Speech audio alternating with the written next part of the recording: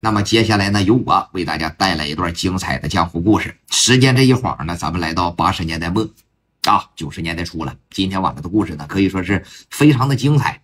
今天晚上的故事，咱们得先从谁的身上开始讲起呢？毛天友大毛和小毛刘一贤。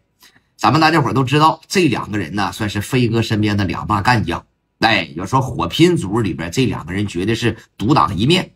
飞哥能有今天呢，别管是拥有了大厦，还是大富豪夜总会，还是君豪大酒店你包括什么君豪这种一系列的产业吧，这两个人可以说是立下了赫赫战功两个人呢都是湖南的，最一开始呢在雷州这边是在工地上干点活在雷州呢这边跟飞哥认识了，可以说是不打不相识吧现在呢也是变成了很好的哥们儿。他们这帮人呢，咱有啥说啥，你就是跟着飞哥混的，就是跟着飞哥玩的。我不知道大家伙还记不记得把这个刘一贤还有大毛领出来的这个工头，当时呢是没有选择到跟飞哥在一块儿，没有去湛江，也没有去这个广州他这边呢回湖南了，回长沙了这回去了之后呢，可以说这2年混的也不咋地儿。因为就像我说的咱们讲故事里边说的，到啥时候你得有个人脉，你没有人脉你就没有钱你是包工头也好，你自个儿有个小工程队也好，那个活从哪儿来呀？你光等着招标那你就等着去吧你等1年等2年能有几个活呀再一个给了你活能给你钱不？能给你结账不？到最后说你看东家欠着你呢再欠着底下兄弟们，三角债这一拉起来，导致他现在呢可以说生活的水深火热，不是怎么特别好，这手里边呢也是差2个钱儿可以这么说吧，人家这个老板也算是大毛和小毛的贵人，如果要是不领着他们出来，可能说也就不会认识飞哥而且之前呢不行的时候，在湛江在雷州这附近干活，天天晚上在一个宿舍里边，下完班以后喝着小啤酒聊聊天扯扯淡呢，也是建立了很深厚的这种感情尤其是人这个混大了之后，你像小毛还有大毛这种人，在广州现在可以说是如日中天。想起曾经的那些老哥们儿，心里边呢还是有一种特殊的情感。所以说能帮的咱帮一帮，帮不上的咱想想办法这个谁呢？大毛毛天友在这个办公室里边就接到了曾经他这个工头的电话，给电话当时这边把着一接上。那个时候基本上大哥大都普及了在南方广州深圳呢，你像湖南呢，这帮大老板呢基本上就人手一个了那时候买个大哥大的1万好几，小2万块钱呢给电话这一接上，喂，谁呀？是天友吧？你好你好，你是你这都听不出来了是吧？我是冯彪冯彪。哎呦我操，老哥哥你给我打电话有啥事儿想你你之前你这怎么啥事？你也整上大哥大了，我也整上大哥大了，但是你这动静怎么变了呢原来你这声音挺透也挺洪亮，那在工地上吆喝呀支持咱们干活现在怎么这么哑呢？这嗓子别提了，天友最近这一段时间他妈的上点火前2天发烧，这刚好这嗓子呢给烧哑了所以说咱一对话是不是一通话你没听出我来，这也很正常是吧？那个忙不忙的情况下你就先忙，要是不忙的我给你说个事儿我给你念叨一下，你看看有没有时间，可能是要麻烦你求你帮我说那么一点点的小忙吧。大毛当时这一听，这指定是有事儿这么的，彪哥我不忙，你就直接说吧。那我就直接说了你说呗你是咱俩这关系，曾经咱是一个工地上的工友，如果说当时你不把咱们带出来，哪有机会说认识我现在的大哥呀？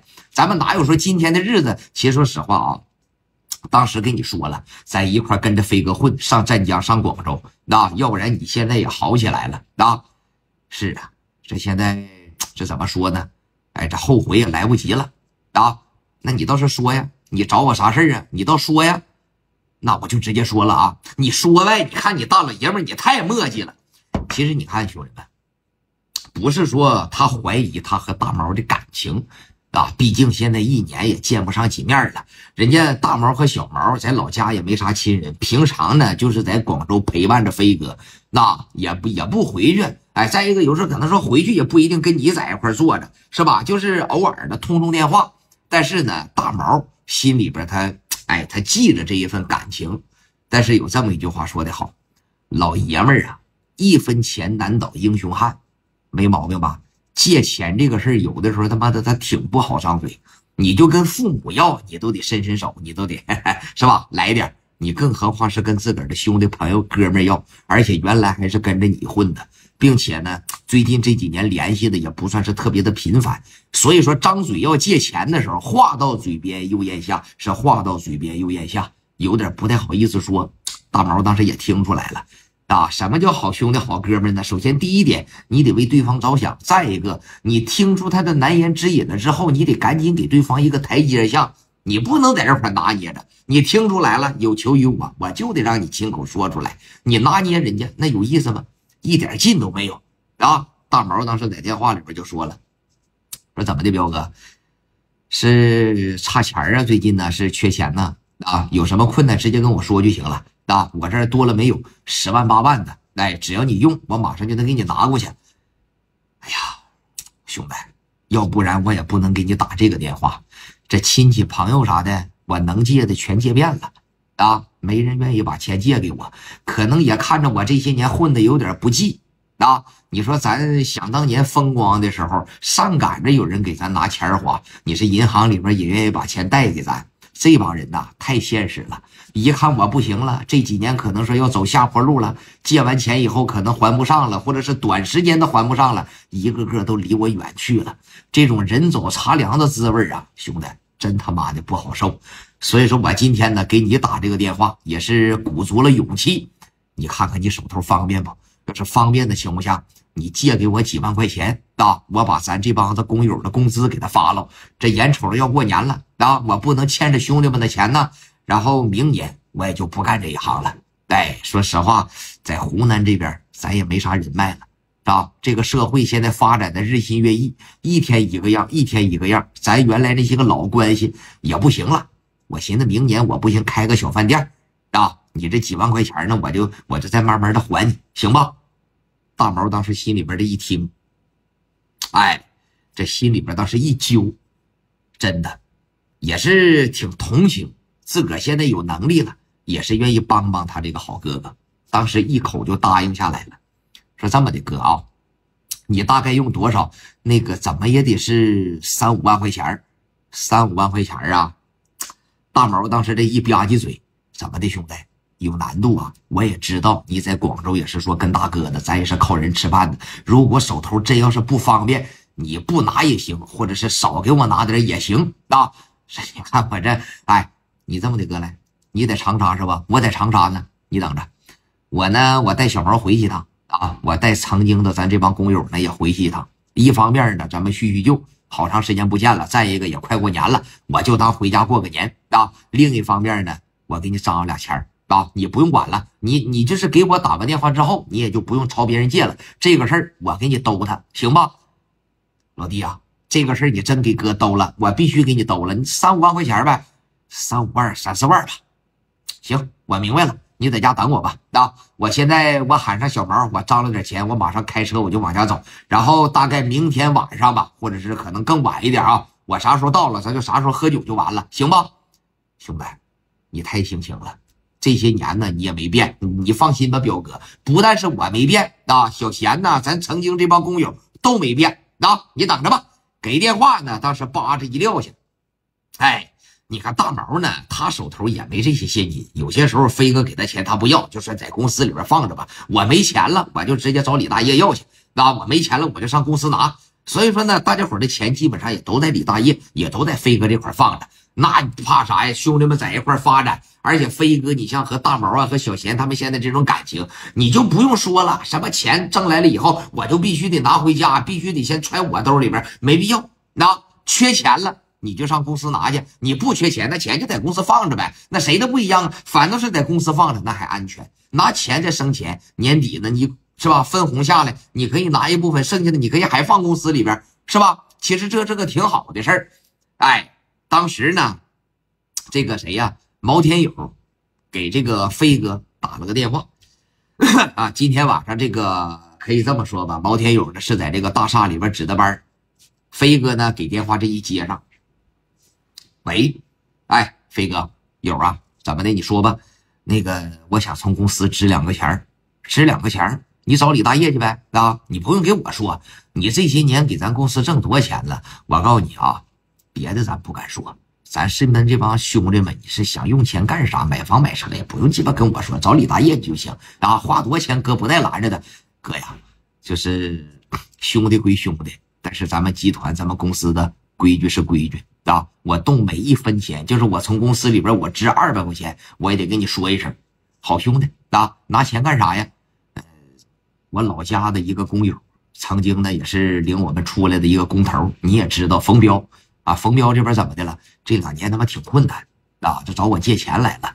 我看着也是啊，如果说不到万不得已的地步，他不可能说跟我张嘴。我寻思救救他啊，支援支援他。然后呢，好长时间也没回湖南了，就当回湖南过个年了，哥。然后我捎带脚我请几天假啊，最多不会超过10天。行，没问题啊。然后多支2钱啊！行了，好了，那你们回去吧。这2天这个工作上面呢，我找别人替你。好嘞，给电话当时这一撂下啊，有这么个好哥哥也真不错。所以说这个时候呢，毛天友带着刘一贤直接上大炮夜总会去找李大爷去了。这个时候呢，飞哥也打过招呼了啊，他本身是指望着说，你看用个3、5万吧，或者是3、4万。其实大毛寻思说啥呀？我给你拿6万块钱。哎，4万也好，5万也好，你给工友们发工资，剩下那1、2万，你自个儿你不也得生活吗？是不是？你是开饭店也好啊，包括说你是干啥也好，你不得用钱吗？你不可能说这工地上的活不干了，你马上就能整个饭店吧？哎，你再考察呀，你再研究研究啊，你就得用钱，所以说再给你拿个1、2万。大毛那话，你看。我就这么大能力是吧？这毕竟买卖啥的是我飞哥的，他也不是我的。我上去给你拿鸡巴50万，他也不是这么回事啊。但是飞哥这边有心了，哎，你跟兄弟们在一块处，你就得设身处地的，你怎么当好一个大哥？设身处地的替兄弟们去着想。你等着去到办公室里边啊，李大爷也知道，马上大毛和小毛又过来支钱来，准备了10万块钱整啊，10万块钱整10大摞在这块放着。啊！大毛当时趴着一进屋，说那意思，大约，哎，说这个大爷啊，我支2个钱来吧，都给你准备好了啊，都给你准备好了，来吧，拿着吧。但这一看，拿手这一掐，你是6万是10万，他们能不知道吗？他们太知道了，整天是吧，跟钱在一块打交道，说怎么这么些钱呢？我操，这10万呢？啊，10万，你不说要回去帮个兄弟，帮个朋友吗？是我那意思，5、6万就够了，你5、6万就够了，剩下这4万块钱，有2万块钱是飞哥的心意啊，剩下的2万块钱是我的心意。大爷，说你看行了，别鸡巴客气了，有啥客气的呀？你兄弟那不是咱兄弟呀，你哥们儿那不是咱的哥们儿啊！再一个，领着小贤回去了，你曾经这帮工友回去了，你不能说把钱借给人家，自个儿在兜里边1分钱没有了吧？你不得请兄弟们大吃大喝几天吗？你不得请兄弟们好好玩2天吗？啊！所以说这是飞哥给拿的啊！回去了之后，咱这腰杆子必须挺直他，哎，面子呀，包括里子呀，咱都得说给他做到位啊！拿钱回去吧。当时这边这一说，哎，给毛天友弄的这个心里边也是直感动啊！你说这说啥好啊？都是自个儿哥哥，都是自个儿兄弟，就这么地吧。哎，这大哥绝对讲究。是吧？你回去了以后，咱不得展示展示啊！好哥们归好哥们，该要的面咱不是那得要吗？啊，回去了给兄弟们买点衣服啊，哎，吃吃喝喝呀，你干啥不是用钱呢？啊，10万块钱，2万块钱是飞哥的心意，那2万块钱是咱们大富豪夜总会财务总监我李总的意思，拿我李大爷的意思，那就来吧。拿着这10万块钱，当天晚上开着面包子，直接从广州往湖南这边干。离的呢也不是特别远啊，你要搁现在可能是几个小时你就能干到湖南了啊。所以说当时在那个年代呢，也得说开一宿，外加说1小天的时间，哎，兄弟们在车上哇哇的就开始干了啊。然后到达湖南的时候呢，基本上到了下午的3、4点钟了吧啊，找了一个酒店，把车什么的放下哎，换了身衣服，洗了个澡。当时呢，大毛给这个冯彪打的电话。你看啊，这边趴着一接上，喂，哎，彪哥，你看看今天晚上咱上哪儿？我到长沙了，你到长沙了是吧？我到了，行，今天晚上我请你吃饭，你不用请我吃饭了啊。你看看咱找个啥地方啊？哪块儿这个馆子比较好吃啊？说你在什么地方？我现在应该离你不远啊，你就告诉我上哪就得了。那我过去接你去啊，你过来接我呀？行，好嘞，给电话扒着一撂下。当时呢，冯彪开车过去接的他。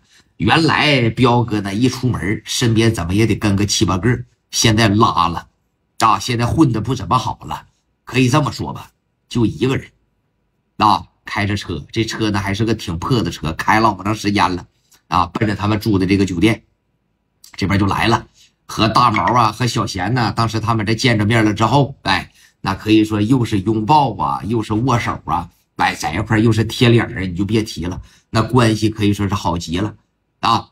从这个酒店里边这一出来，当时呢直接往隔壁的一条街上这个饭店这就去了，坐到了包房里边，点了一大桌子菜，把酒什么的夸夸一整上来。反正你就看啊，当天晚上大毛和小贤回去了之后摆的这个牌面，人哥们指定是他们挣钱了，指定是他们有米了啊。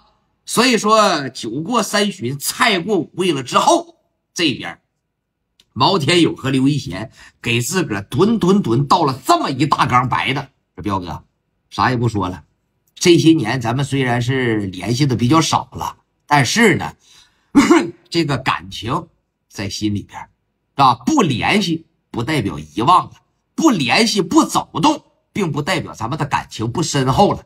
来吧，我啥也不说了啊，今天我带过来的呢也都是曾经你带出去的工友，现在在广州呢发展的也都非常的不错，你不用担心。接下来彪哥咱们解决你的事儿，来吧。解决问题之前呢，咱哥俩先干一个呗。小贤把酒倒上来，咱哥们干一个。这一说干一个，吨这也一倒上，哥几个给酒杯一端起来，我操，喝的那个氛围啊，你就别提了，咣的一口全干了，兄弟们也都醉了，也都多了。毛天友当时这一拍手啊，一看差不多了，火候差不多了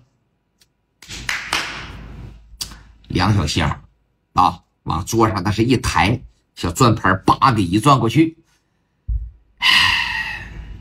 哥呀，这里边有7万块钱啊，你查一查，拿出个4、5万来呢，你打发打发咱这些个兄弟们，打发打发咱是一个工友啊，剩下的2、3万呢，你当个过河钱啊。这钱呢不着急，说实话，我大哥呢给我准备了10万，是吧？我给你拿7万，我剩个3万2万的，我这几天花，我就是请兄弟们吃喝玩乐啊，然后我当个生活费，这7万块钱你拿去应急。冯彪当时在这块看着大毛啊，怎么说呢？男人，然后把这2箱钱叭叭的一打开，1分钱难倒英雄汉。你说大老爷们儿，我他妈顶天立地，我这么硬，我纵横四海，我怎么地？你他妈到啥地方，你少1块钱你也行不通，你也白鸡巴扯。最近这一段时间，就是因为这几万块钱，忙的可以说是焦头烂额，愁的每天晚上睡不着觉。牙床子也上，牙床子这也上火也破了啊，头发一把一把的掉，尿尿也焦黄，不就是因为这几万块钱吗？所以说到啥时候啊，人你还得交2个好哥们儿啊，你不用太多，1、2个就够用，到关键时刻能帮一帮，到关键时刻能拉一把，或者是拉不了，别看你笑话，别落井下石，这就够用了。冯彪当时这边一咽吐沫，一哽咽，那嘴唇子在这块他就嘚瑟上了。天友啊，我啥也不说了啊，这他妈7万块钱真是救了命了。我操，我可是松快吧，你不知道最近这小半年我这压力大死了，一睁开眼睛就是好几百块钱的挑费，一睁开眼睛没几百块钱，咱今天就恨不得他妈过不去。我宁可说自己不吃不喝，咱不能让兄弟们跟着挨饿。就这帮王八蛋，我告诉你啊，给他们把活干了不结账啊，又给他们把活干了又不结账，最近这1年的时间都要拖死我了啊！那这回还是挺好，答应了，年前呢能给我结一部分，但是快过年的这几个月怎么整啊？啊，我不得把这个钱给兄弟们先预备上吗？我不得说给兄弟们把钱先备上吗？对不对？哎，所以说你这7万块钱可真是他妈解了渴了啊！说完了之后，大毛当时一问他，你干的都是哪儿的活呀？我干的呀，有的是衙门的工程啊，有的呢是这个个人承包给我的，反正哪的都有吧。哎，别提我了，他们也难，他们也费劲。现在你说谁不为三角账？你谁不为这问题而困扰啊？谁不为说这些事儿发愁啊？对不对？哎，最后他得要账挨揍啊！你真鸡巴懂，你真鸡巴懂。还要账挨揍，操你真鸡巴懂！你这一天，你削逼听他们听会儿得了，哎，所以说人当时就说了，承诺给我了啊，年前给我能给我一部分啊，能给我一部分就得了。说实话，我不能老指着你啊，我更不敢奢求让你去给我要账，是吧？所以说这一行呢，明年我也不干了。其实这么做是对的，为什么呢？几万块钱，你让整个他妈毛天友啊、刘一贤呢，为了这几万块钱啊？去给打仗去啊，能行吗？这是一点。第二一点的情况下，把钱给你要回来。毛天友和刘一贤他们这一走一回广州，明年你不还是这套业务吗？你不还是三角债吗？不还是忽悠着你自个儿垫资把活干了，完了以后到最后不给你结账吗？所以说，哎，这是一个恶性的循环。明年我也就不做了，不做了，咱就彻底的解脱了。我开个小饭店行不行？咱他妈一把一利索，你过来吃30吃20，你当场就给我。而且我现在我岁数大了啊，我没有那么高的这个我没有那么高的眼光了，我也没有那么好高骛远了。我呢也没有那么大的野心了啊。所以说未来呢，我就开个小饭馆，我就养老就得了。我及时的撤出来。我感觉这是明智的，我感觉这是正确的。听到这儿的时候呢，大毛当时这一看，哎，行吧，啊，那你既然都已经想好了，我不去带你做一些个什么别的决定了啊，你想怎么干你就怎么干了啊，来吧，今天晚上咱就是喝酒，今天晚上咱就是聊天，咱就是开心，咱就是快乐啊。给这酒杯啥的这一拿起来，夸夸夸，哥几个当时在这块喝酒，哎，这个气氛呢，这个氛围啊，你就别提了啊，那是好上加好，好的都不行了。哎，当天晚上喝到几点呢？当天晚上喝到得大概10点多吧。啊，这边呢老冯就回家了，因为人家呢就是正常作息，也50多岁了。啊就行了。其实作为好哥们儿，能帮着他赶紧说把凳子撤出来啊，给工友们把工资发了，以后也别操心了。你说前几年你40多岁正干，现在50多你还鸡巴干啥呀？其实在家里边削鼻听的开个小饭店，那也是挺好的啊。当时呢回到了他们住的这个酒店里边，红灯笼酒店。哎，当往床上这一躺，其实呢毛天友这个心里边也是颇有感慨。人生其实就是在选择，他和小贤俩选择了飞哥，这个事儿就对了啊，一直混到现在，可以这么说吧。到现在不能说是要风得风，要雨得雨吧，也是在广州最起码不缺钱啊，最起码呢他也不缺米。哎，哥俩呢往床上一躺就开始聊，是你说咱俩这命也挺好，妈碰着飞哥了。是吧？最一开始的时候，咱们和飞哥这也算是什么呢？也算是不打不相识啊。一直到后期说，你看到现在，咱哥几个在一块发展的这么好，知足吧？哎，你看看现在谁呀？老冯啊，你这没招了啊！其实说实话，我也不指望他把钱还给我，但是我感觉我能回到湖南，回到家里边，我脚丫子只要是踏在湖南这片土地上，我心里边就稳啊，我心里边就没那么飘了。我也感觉到就够用了，什么给钱不给钱，也算是说给曾经的兄弟、曾经的哥哥一个交代吧。毕竟人家呢，当时是领咱出来的，人家要是不领咱出来，去到雷州，咱可能说这辈子也不会认识飞哥。所以说人呐，时也运也命也，这俩人在这块聊着，你咋的？感慨上啊，感慨上了。这一感慨，就怕这个老爷们喝着酒，要是一感慨。不是词儿不够用，就是酒不够用了。小毛当时说了，哥，你喝的尽兴不？今天晚上我他妈尽兴啥呀？我看着这彪哥这么大岁数了，我没好意思跟他敞开了干。你没发现呢？在那个饭桌上，在那个饭局上，我都控制着呢。就这点量，你说他妈哪到哪呀？平常在广州，咱哥俩他妈稍微拉了点，哎，比这喝的也得多呀，是吧？那咱俩出去再喝点呗，啊，出去再喝点啊，出去再喝着行，给兄弟们叫上。我估计兄弟们也没喝尽兴，鸡巴早说呀！早说咱找个酒吧，找个夜总会感慨一下。你说咱在他妈酒店里边感慨啥呀？这感慨了半天，这嘴他妈都冒沫子了，也没喝尽兴。赶紧的来啊！给他带去的这10来个兄弟全一招呼醒，得到了一个结论。什么结论呢？就是谁都没有喝好，都要再去喝一会儿。那这回妥了啊！走吧，哥几个呢？当时从这楼上红灯笼酒店里边这一下来，哎，慢慢悠悠的就开始压马路，走了大概能有个10多分钟，抬头一看。有这么一个酒吧啊，叫至尊酒吧，装修的还不错，也挺豪华。你长沙，你这么大个城市啊，金至尊当年也是很牛逼的，也是连锁的。但是到后期2000年代，他倒腾白糖倒腾有点多了，啊，让阿 Sir 给打击掉了。但是你要说80年代末90年代初，你在长沙，你上金至尊玩一趟，就这么说吧，一帮小社会人没有3000块钱，指定是出不来。80年代在我们河北1000多块钱能盖套房子，但是富人玩一场夜总会就得花好几千，这只是小玩，往大了玩几万的也有，10几万的也有。你上香港几十万你也能花得出去。所以说贫富差距一直以来是比较大的，那没毛病吧？80年代末的时候，86年我们老家盖了一套房子，花了1400块钱，是花了1600块钱。但那时候有钱人玩夜总会一天花个几千，啊，就像玩似的，径直的就走进去了。我操，别提了。装修的可以说是金碧辉煌的，你光说叫这个金至尊夜总会啊，各方各面的肯定也是都好，哎，也都挺不错的。哥几个进屋了之后呢，找了一个最大的卡台，咵嚓往这块哎，卡台往这块的一坐啊，10多个人。当时小毛那意思是，哥咱要不要包房啊？要什么包房啊？你出来玩，咱也不是说大哥，是不是？哎，86年盖房子能花1000多吗？那花多少钱呢？我记得应该是1000多，没啥毛病啊。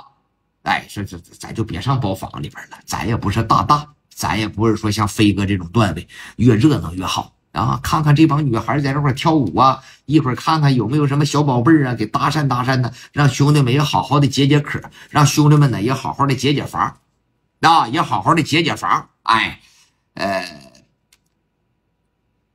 什么鸡巴玩意儿啊！别鸡巴嘚瑟啊！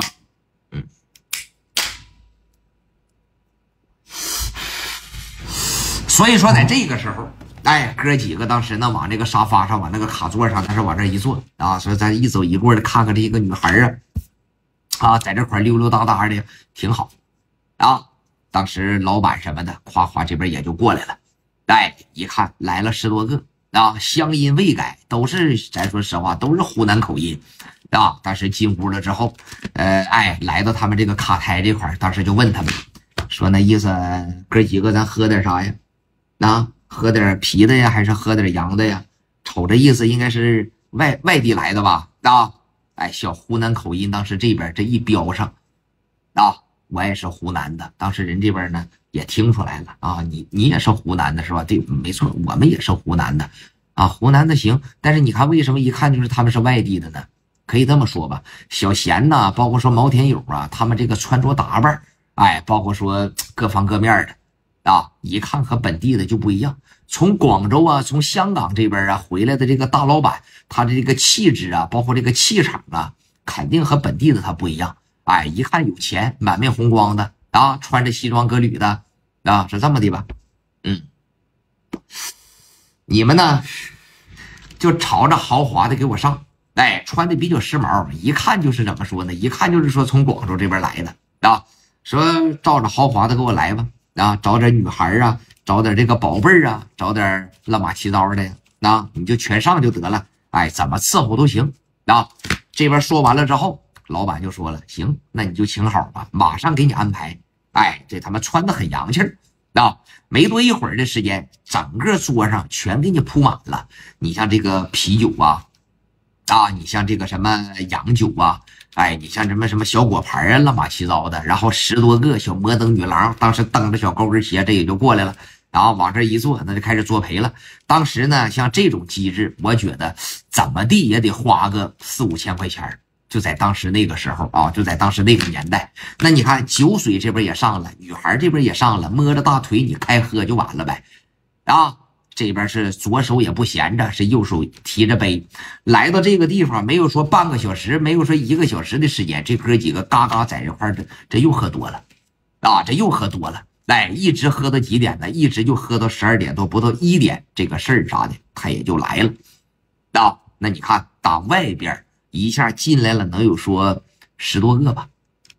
啊，领头的呢，年龄大概能有个30来岁啊。身边这帮小哥们呢，也是25、6岁、27、8岁的年龄，也都是年轻人。哎，带着我不能说是带着，拖着3、4个，连踢带打，连扇带踹，给揪到这个金至尊夜总会了。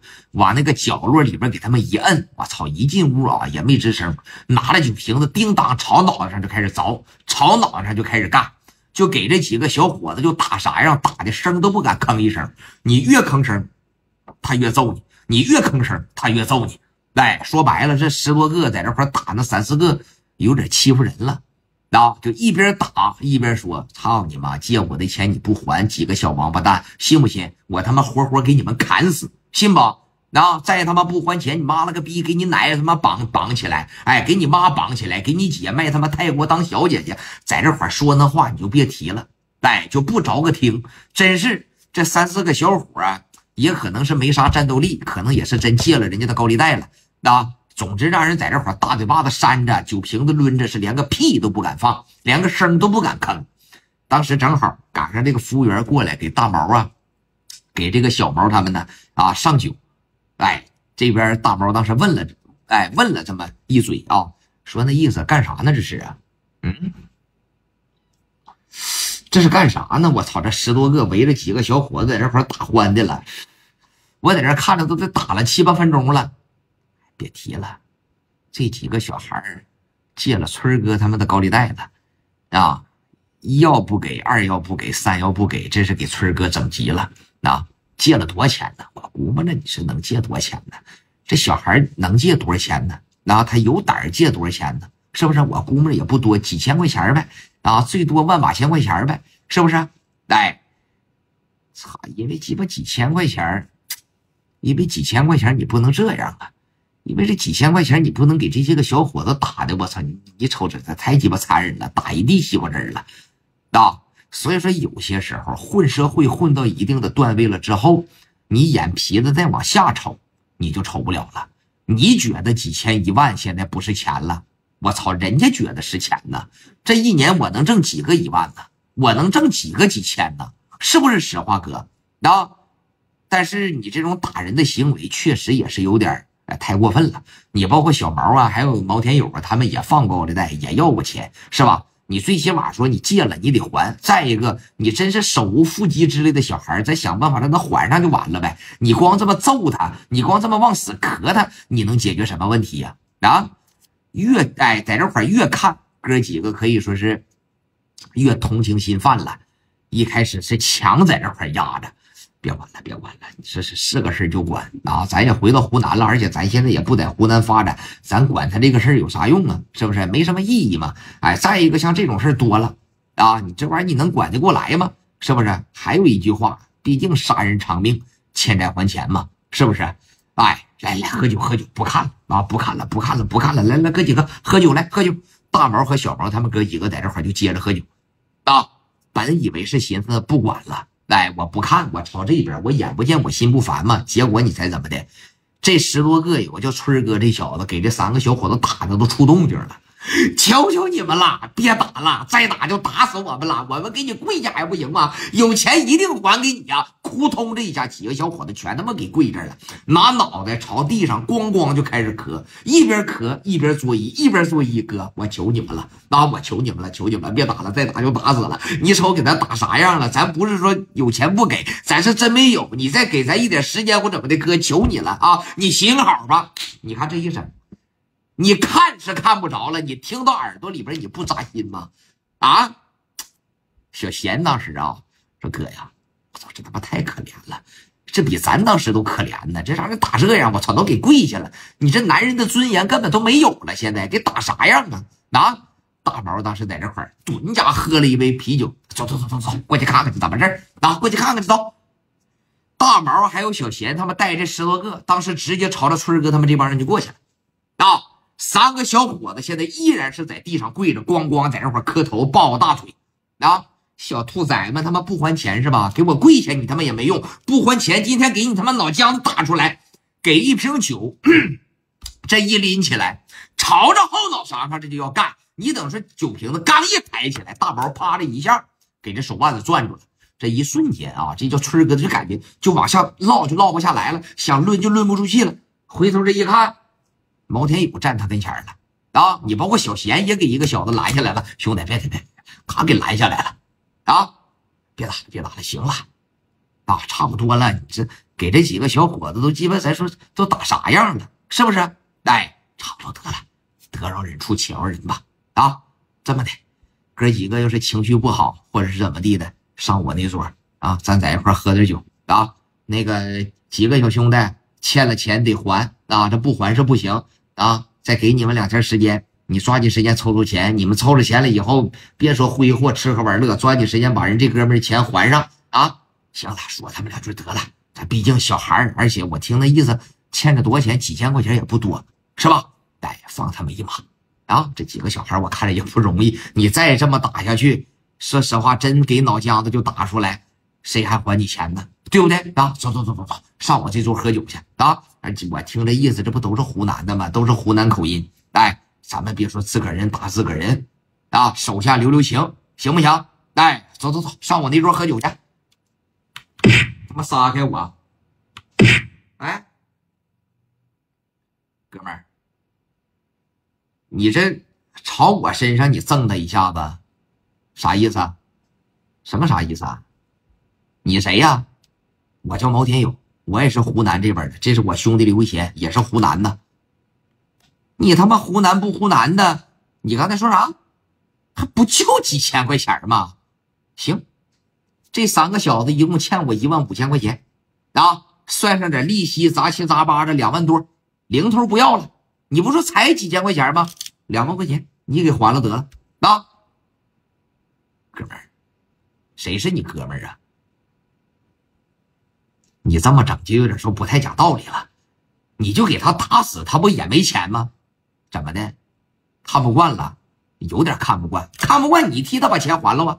要不今儿我就活活打死他。我告诉你，这几个小畜生有钱，你不逼他们，你不给他折磨到一定的份上，他都不能说把这个钱给你，听着没？你想管呐？想管没毛病啊！你给把钱还了吧，是不是？小贤当时也过来了，不是？你咋这么说话呢？都喝酒了，是吧？而且咱这带着诚意过来邀请你上咱那桌就喝酒去，你怎么能这么和我毛哥说话呢？啊，你几个意思啊？你再一个，你就给人打死，他不也没钱吗？差不多点就得了。哎，放高利贷的，我操，这几千1万的这么计较，当时感觉他们几个还不了，你他妈别借给他呀！哥几个在这会儿就呛呛起来了。你说你有理，我还说我有理呢。你觉得他妈1、2万不是个钱儿，是吧？那你替他还了吧？啊，邀请你上咱那桌就喝酒去，人家当时就说了，怎么的？我他妈了个逼的，我喝不起酒吧？啊，操妈的！我非上你那桌喝去？我他妈喝不起酒啊！我非上你这儿喝去？神经病吗你这不啊？滚啊！我告诉你们，小逼崽子们，别他妈多管闲事，听着没？敢他妈多管闲事，我整死你们！从他妈哪过来的？我看这穿着打扮，从广州这边过来的啊？没错，怎么在他妈广州混了2天不是你们了？在他妈广州深圳混了2天，回他妈湖南装大哥来了啊！操妈的，操！少他妈管啊！还不还钱来啊？还不还钱？不还，今儿他妈给你把脑浆子打出来，朝着小贤这脸上啪啪就给2下子。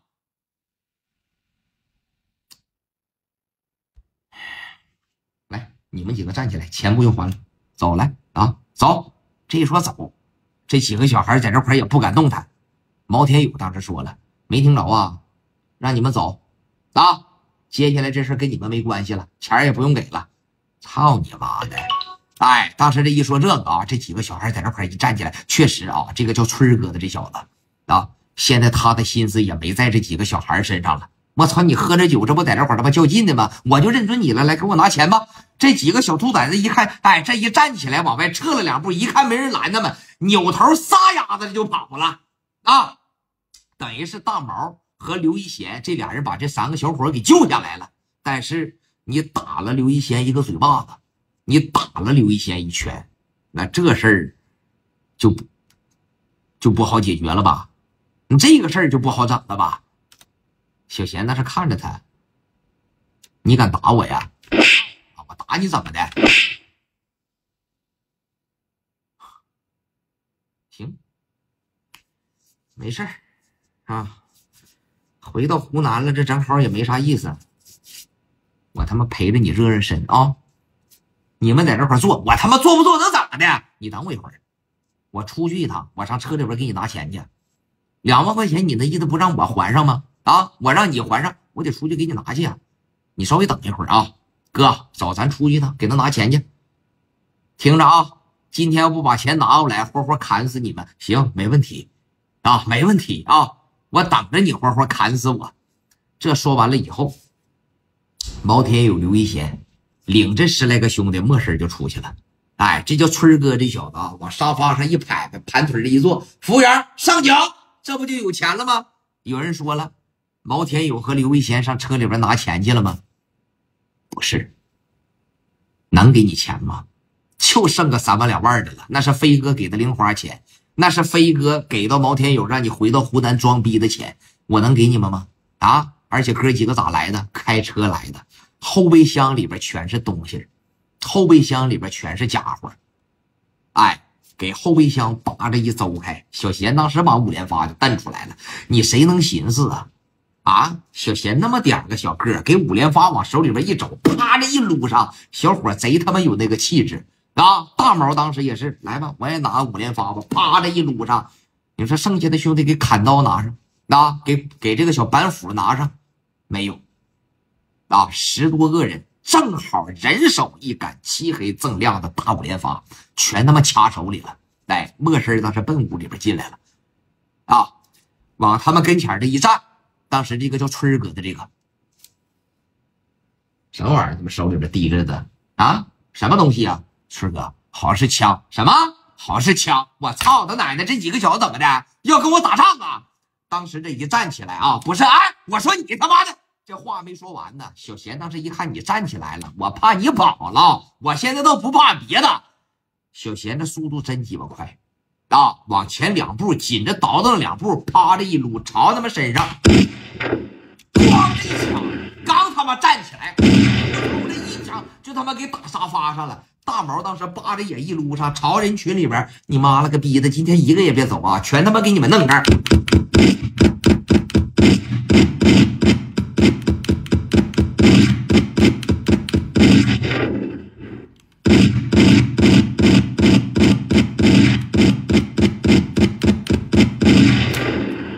全给弄这儿了。小贤绝对狠，一枪扑通他妈打胸口上。哎呦我操！一枪给你打的就动不了地方了啊！进屋了以后没3秒钟，全他妈给你崩这儿了。多没了，告诉酒吧里边把灯打开来，把灯打开。害怕，这帮人当时真害怕了。但是怎么说呢？你害怕没鸡巴用啊！给灯啥的啪啪的一打开，整个全场这一瞬间鸦雀无声了。还要钱不？啊，还要不要钱了？还有你们几个也是，一个人在这块他妈了个，哎，一个人在这块你们紧着在底下他妈蛐蛐蛐蛐蛐蛐，妈了个逼呀蛐蛐吧！薅住几个，当时咣咣又给打2枪，还不让你走。小贤绝对的够用，没事全是5连发，多一把砍刀没有。啊，给打的在这块全他妈捂着胸口，哎，全捂着胸口啊！这帮人当时在这块干啥呀？没有别的，就是4个字，叫跪地求饶。刚才那几个小孩怎么给跪着的？你现在就得怎么跪着。这个叫春儿哥的这小子一枪给打成血气胸了，在这块捂着胸口，他是提气提不上来，他只要往上一提气，他咳上来的全是西瓜汁儿，往外一呼吸，咔咔，他咳出去的也全是西瓜汁儿。这种事儿就是必须得赶紧送医，如果不赶紧送医的情况下，活生生就他妈给你憋死，真的啊，真就活生生给憋死。小贤在这看着他们，告诉你们啊，今天回来呢，本来他们挺高兴，跟几个好哥哥跟几个好哥们在这块他妈聚会啊，瞅着他妈你们几个这几个逼样子，我操你妈，非他妈给添堵，滚来啊！记着啊，老子叫刘一贤。大毛当时说了，听着啊，老子叫他妈毛天友，都他妈滚犊子，听着没？要是他妈不想好了，尽管他妈吱一声啊，滚！这一说滚，这10多个人哪还能说站起来我马上就跑啊？那得扶着。有2个稍微伤的轻一点的，当时给这个叫春哥的这一架起来，春咔着一口西瓜汁就他妈吐地下了，扶着，当时是一点一点开始往外走啊，给鸡巴打烂桃了。往车上这一上，可能说有那么1个半个的吧啊！他们这帮人说打的时候，包括说火拼的时候，都会留出那么个1个半个的。我让你开车呀，或者让你们打个电话，给你留上多半条命。剩下的基本上一上车全他妈晕过去了。开着车当时往医院里边去，开着车当时往医院里边跑啊！进到了医院里边，基本上全他妈上重症了，急诊都不好使，挨个开始做手术啊，挨个开始做手术。就当天晚上在那个医院里边，外科医生啊啥的全他妈给忙活够呛啊，全给忙活够呛。谁伤的最严重啊？这个叫春哥的伤的是最严重的，凌晨抬进去的，做完手术已经说是早上6、7点钟了，哎，而且这一出来就被推到了什么地方啊？就被推到了这个重症监护室里边，剩下的兄弟们这全麻短了。啊，有的做这个手术可能说几个小时完事了，几个小时完事了，在病床上躺着呗，他哪能动弹了啊？但是有的在病床上躺着，这就开始打电话了，哎，这就开始打电话了，拿着电话扒着一拨，打给谁了？把电话当时打给这个叫春哥的大哥了。当时在这个长沙这边啊，可以这么说吧，也是相当狠的一个大哥级的，我不能说他是一把大哥。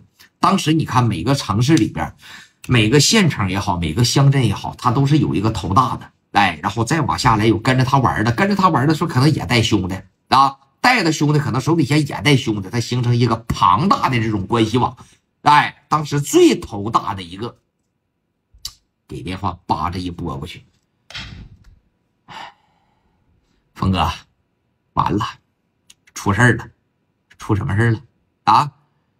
春哥让人打烂桃了，昨天晚上让几个广州回来的啊，领头的叫他妈什么玩意来着？刘一贤，还有一个叫毛天友的，对，从广州回来的，一看他穿着打扮很时尚，那这肯定是广州的。昨天春哥不是出去要高利贷呢吗？这几个逼养子他妈在这块多管闲事啊，多管闲事过来跟他呛起来了，春哥给他们打了。这几个小子他妈没事回去，从车里边把枪掏出来就给他打了。我现在就是我这大腿上，我这后背上，我这胯骨上全给我绷上了。我现在除了这个手能拿起手机来打电话，别的我一码全干不了了。你赶紧上医院来看看吧。这个叫峰哥的，当这一听有他妈这样的事儿，有这么回事儿，当老大的听完这种消息，就无异于是什么呢？就无异于说是飞哥接着了信儿啊，说有人给这个你兄弟打了，那就差不多。那兄弟的兄弟那不也是兄弟吗？到最后都是跟着飞哥玩的啊。给电话那是趴着一撂下，急眼了。尤其是在长沙这种地方，咱别说什么一山不容二虎，这些年了，可能也没人敢和陶峰怎么样。哎，这叫峰哥，这小子叫陶峰啊。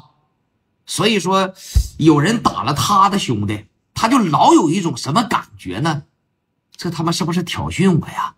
你别说是从他妈广州回来的，从这儿回来，从那儿回来的，你给我打了，给我兄弟打了，我将来在长沙的名声可就不行了，我将来在长沙的名气可就完了。因为混社会的大哥，他指着什么挣钱？兄弟们告诉我来就指着名声挣钱。你只要是名打响了，就够你吃一阵的。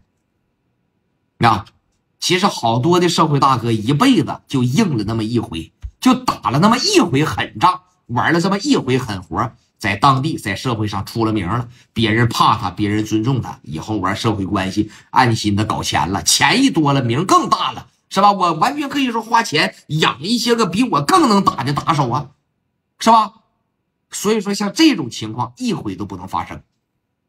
真要是给我踩下去，以后说什么玩意儿啊？而且从广州回来的，你是从广州混不下去了，你还是回到长沙他妈冲我来的呀？不能寻思，越寻思越有危机感，越寻思越感觉自个儿长沙这边大哥的地位不保。所以说一瞬间打个电话，30来号人直接奔医院去了。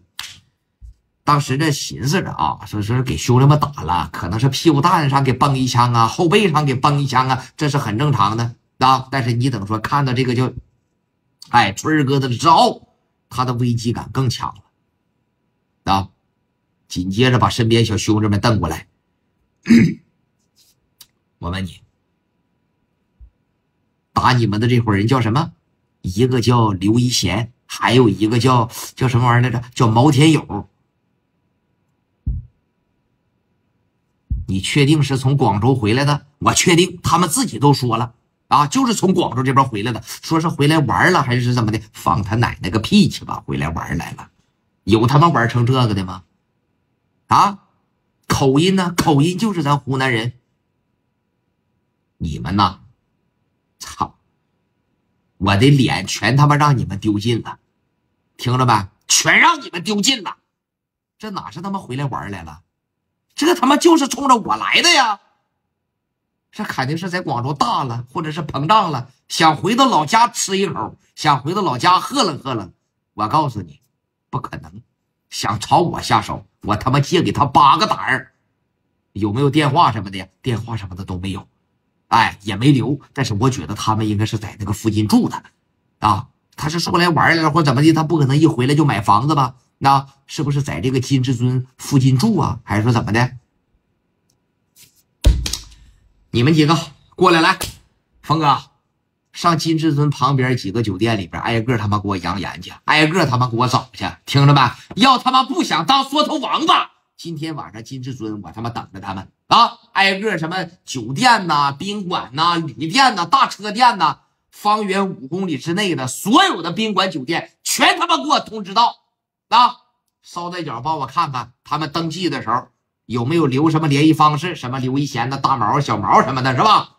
给我找，听着吧？如果没有登记，就他妈疯狂的给我扬言啊！在楼下给我喊，就给我骂，什么时候骂出来了，什么时候为止，去吧。这一说这，我操，10来个兄弟，当时开车以金至尊为一个中心点，开始往旁边扩散。只要是来到了酒店，这一走一过，我问你来。这2天登记的有没有个叫毛天友的呀？有没有个叫刘一贤的呀？就那个年代连他们身份证都没有啊！毛天友也好，刘一贤也好，本身就是打手，他就像小偷一样，我干啥不能掉脚啊！他们的自我防范意识是很强的，登记不可能登记真实的姓名啊！我刘一贤我可能登个刘二贤，毛天友我可能登个毛大友，是吧？大哥大号码啥的我登记一码全是假的。也就是说我得保证什么，万一要是有仇家找上门来，咱们不能说在酒店1楼在吧台这一关咱都过不了吧？一打听有，就在5楼住着呢，给你房卡来，你他妈在屋里边还呼呼的睡着呢，人他妈这边拿枪进来了，你们成傻小子了吗？啊，所以说这点防范意识还是有的。方圆这5、6公里之内打听了20多家，没有登记，但是分析的肯定是没错，你指定是在这附近住，那没毛病吧？你不可能说在东城住，你上西城来玩来，你上西城住，大晚上你上东城去，那是绝对不可能的啊！这就开始了，骑着摩托走大街串小巷，开始叫唤。我说这个什么毛天友，什么刘一贤呐，从广州来的，怎么的？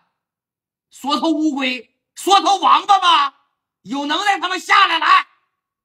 骑着摩托就是走大街串小巷，就在这几公里之内就开始给你叫唤，这就开始大喊大叫，一直到红灯笼酒店门口啊，这酒店挺大，来，在这酒店楼下给我吆喝一会儿来。谁叫他妈这个毛天勇啊？谁是刘一贤呐？敢出来吗？敢他妈出来，腿给你打折他！大毛小毛的兄弟当时这一走一过，有醒的早的，可能是也有醒的晚的，是吧？醒的比较早的这几个兄弟，他是一嘴一过，哎，他骂啥呢？这是啊，他骂什么玩意儿？赶上小贤这几个兄弟吧，还他妈挺机灵，来上前这一问，啊，别骂了，骂他妈什么呀？骂呀？怎么得罪你们了？你叫刘一贤呐？啊？还是你他妈叫毛天勇？上来把家伙事瞪出来了。哎，等会儿，我不叫什么友，也不叫什么贤，咱就这一走一过，感觉你们有点扰民，干啥呀？在这块骂骂咧咧的，多大仇恨呢？在隔壁那条街当时就听着你们嚷嚷了，一直到现在，干什么呀？老弟呀，我告诉你啊，我们大哥陶峰要对什么毛天友、刘一贤下手，从广州这边回来的湖南人啊，昨天晚上给我们村哥打伤了。你们这一走一过的，他妈给我盯着点啊！峰哥认识吧？啊，峰哥认识啊，我们是替峰哥做事啊，你们是替峰哥做事啊？行，那明白了。说那个这么的，万一要是碰着他们啊，我告诉你一下体貌特征。那个叫刘一贤的，长得小个不高，刀削的小面庞，有点小饼子脸，长得挺瘦啊，小长头发。这个叫毛天友的，属于是典型的五短五粗身材，是又矮又胖，剃个大光头。这两个体貌特征记没记住？记住了，看着了之后啊，马上向我们汇报。等会儿哥，上哪儿向你们汇报去啊？啊？汇报的情况下有啥好处不？好处想要啥好处？最起码给兄弟们整两盒烟抽啊，对不对？那肯定是没问题啊！听着啊，如果说是发现了他们的踪迹啊，直接上隔壁，知道吧？有这么一个夜总会，那叫魅惑夜总会，上那块去给我们汇报去啊！离这个地方不远，大概能有个1公多里啊，2里多地儿啊，叫魅惑，听着没？一个不大不小的夜总会，我们峰哥呢平常在那块办公啊。好了，那个兄弟们接着找来。这一说接着找，哎，那就又开始在附近这几公里这家伙这开始叫唤了。小贤当时也醒了，哎，其实他也听着了，这楼下他妈的这怎么乌泱乌泱的，这什么动静啊？这是的啊，啥他妈动静啊？好像有人是在喊他的名，你包括这个大毛也听着了，好像是有人在喊我们的名字。当时这一起来啊，小贤直接奔大毛那屋里边去了。啊，哥，刚才听着没？这楼下乌泱乌泱的，骂上了。我听着好像什么友什么贤，是不是他妈找咱呢呀？啊，我好像隐隐约约也听着了点。两个人在这块正商量这个事儿呢。啊，小贤的兄弟就刚才跟在楼下和这几个人周旋，这兄弟当时推门直接就进来了。哥呀！操他妈的！你猜猜这楼下我听着啥了？有个叫陶峰的派了一帮兄弟，哎，就在这方圆2、3公里以内，就他妈正找咱呢。应该是昨天晚上咱他妈打的这帮人，来找咱呢。然后呢，就告诉我一声，说看着像友哥这种身材的，看着像贤哥这种身材的，就直接向他们汇报啊，就直接向他们汇报，到时候给我2盒烟抽。他们就在说隔壁的隔壁，就这条街上啊。隔壁的隔壁可能是1公多里啊，2公来里有个什么货啊？对，魅惑夜总会啊，不大不小的规模，他们就在那块儿呢，说张罗了好几10号人呢。小贤呐，哥，你觉得这个事儿？我觉得这个事儿应该就是找咱的啊，应该就是昨天晚上咱打的那帮人，他找人了，而且很明确，现在就是在找咱。你的意思呢？有的兄弟就说了，哥呀，反正他一时半会儿找不到咱这块儿，是吧？那咱就走呗，搭理他们干什么呀？咱在广州发展，咱也不在湖南发展，咱也不回长沙，哎，跟他们干也好，或者跟他们怎么样，能打出啥来呀？我觉得没必要啊，让他们找呗，啊，让他们溜呗。你咱登记的全是假名，你要真挨个酒店一层一层一间房一间房的找，你得找到明年啊！别搭理他们，是不是？在底下叫嚣，有鸡巴啥可叫嚣的？这刚一说你这在底下叫嚣，有啥可叫嚣的？又他妈来了骑个摩托啊！那个叫什么刘一贤还有毛天勇的，听着啊，知道你们他妈在楼上听着呢，别他妈当缩头王八，有能耐去面对峰哥啊，打死你们！给他妈村哥打伤了，这绝对是不行！告诉你们，从他妈哪来的回他妈哪去，从广州来的给我滚回你的广州！长沙不是你们该玩的地方，一帮缩头王八，一帮缩头乌龟。这哥几个最受不了的就是这个，在这块架了，你架了什么呀？你老架了啊！本身这脾气吧，是一个比一个犟，是一个比一个不好。你说刚才我睡觉的时候，我隐隐约约听着底下骂两声得了呗。睡醒觉了，给窗帘子拉开，窗户一打开，大家在底下叫嚣，听的是清清楚楚的。那个时候酒店啥全在街边上，你就是大型的酒店，你有个5、6层楼、6、7层楼高，那也算是大楼了吧？那也算是大厦了吧？它哪像现在呀？有时候你去长沙，去什么1线城市，那都他妈好几10层。是吧？你在1楼骂你肯定是听不清，就5、6层、6、7层楼高，给窗户还打开了，那底下有个卖豆腐的，当你这都能听着，人拿了大喇叭跟底下骂你，你听不着啊？而且是指名道姓的骂你啊！毛天友当时一下就坐不住了，小贤当时也一下坐不住了，还我操他奶奶，这怎么这么能扬言，这么能骂人呢？啊，哥，我觉得这个叫什么陶峰的。在当地应该是有点影响力，你寻思昨天咱们打的那会儿人看着就挺有战斗力了，在长沙当地咱多了不敢说，这怎么也算是个2线3线的大哥呀，是不是？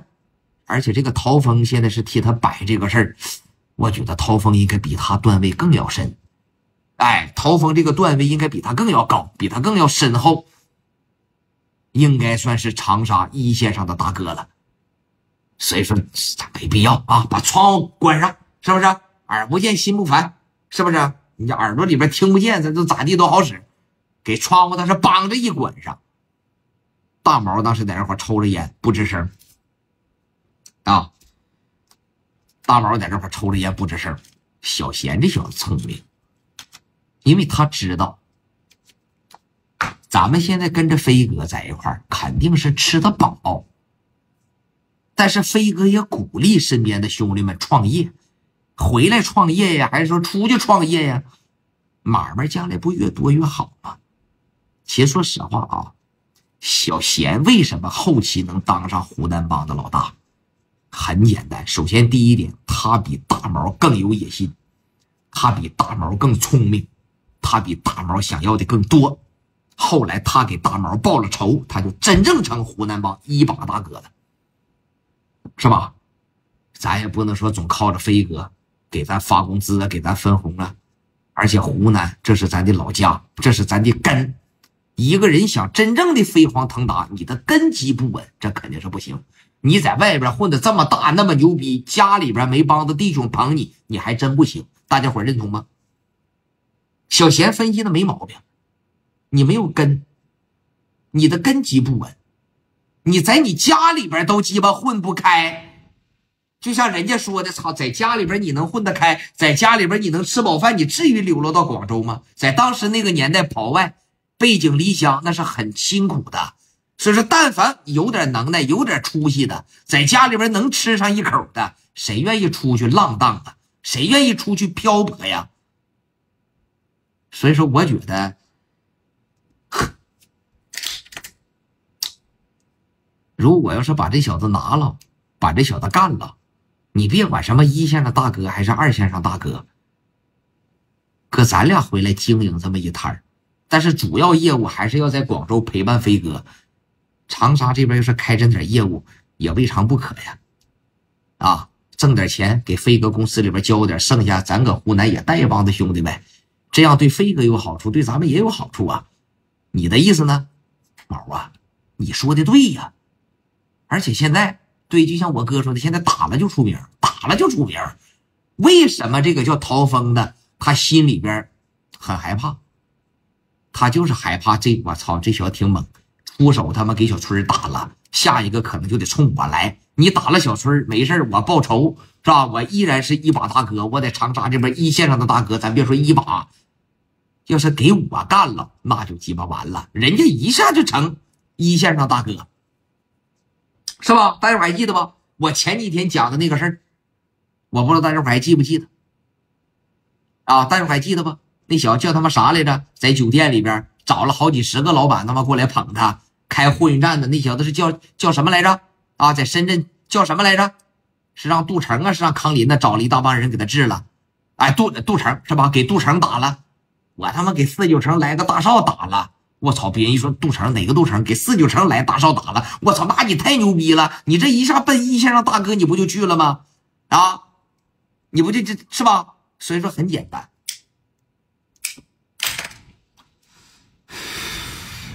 他现在就是特别的害怕从广州来的这一伙儿，你像什么小毛啊，你像什么刘一哎，你像什么大毛啊，给他剃了。这要是给他打下来，那就完了。你再想翻身，那都不好翻。你这么的，我呢给飞哥打电话，我看看飞哥支不支持咱这个做法啊？如果要是支持的情况下，可以跟他干一下子啊。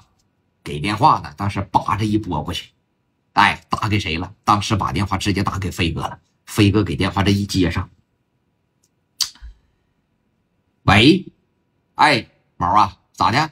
哥，我跟你商量个事儿呗。你看看这个事儿可干还是不可干？你说吧，咋的？我帮着你参谋参谋。我和大毛，哎，我和我友哥。不是来到湖南了吗？不来到长沙了吗？哎，就给我那个彪哥拉了一把，给整的也挺高兴啊。当天晚上我们喝的不太尽兴，我找了个金至尊夜总会在那块喝酒，就碰了一个叫什么村的，给几个小子打的够呛。我们哥几个同情心一泛滥，给那几个小孩救下来了。这算是给这个叫什么村的给得罪了。这小子当时呱呱打我、揍我、扇我嘴巴子，哎，然后我出去拿枪。我跟天友大哥，我们几个就给他们崩了。崩了以后，现在这小子在长沙应该是找个一线上的大哥，姓陶，叫陶峰啊，就在我们住的这个酒店附近，就逼咱们出来呢啊，在楼下骂的可鸡巴难听了。有的兄弟建议是差不多得了啊，等着风声稍微松一松，趁着夜黑风高的时候赶紧离开就得了。但是哥，你想听听我的意思不？毛啊，你想打是吧？没错，哥，我想打，而且我很想打。这一战我还得必须出名，我打我就得捡着一线让他打。就昨天这个叫什么村的，我打完他一扬言，在那个酒吧里边，当时所有的这个客人的包啥，我估摸着得出去给我宣传一波。火候已经到这儿了，现在就差最后的一把烈火了。我要是给这陶峰干了，给这一线上的大哥干了，那以后我和大毛我俩回来，那在长沙最起码段位是不是不一样了？在整个湖南咱不敢说，最起码一回到长沙，咱不得说摇膀子横晃啊？你的意思呢？毛啊，哥支持你，就得这么干。而且这么长时间了，咱们就是在广州、深圳这个地方，珠海咱也有业务，咱们是时候也该往外拓展拓展了。哥，我就这意思。而且长沙呀很富有，省会级城市，我觉得将来别管怎么的，省会级城市它发展的肯定是不赖。先打出名声来啊！咱们可以说先不做商业，先不做买卖，你有了这个名儿以后，咱想干啥，那不好的多吗？啊，咱在这边注册个公司啊，还是给咱君豪一大股，完了以后我们占一小股，那就行呗。你有这机会干啥不上啊？其实啊，小毛这种有野心的行为，哥一般的大哥受不了，他得打压。好多的大哥其实是不想让兄弟们起来，你起来了超过我怎么办呢？啊，你起来了，万一以后要是反教了，你翅膀硬了不听我的怎么办呢？是吧？有的是，哎，不会让你说吃太饱，但是也不会让你饿死。啥时候你也超不过我，什么时候你还得说指着我。好多大哥要的是这个劲儿但是偏偏飞哥不是。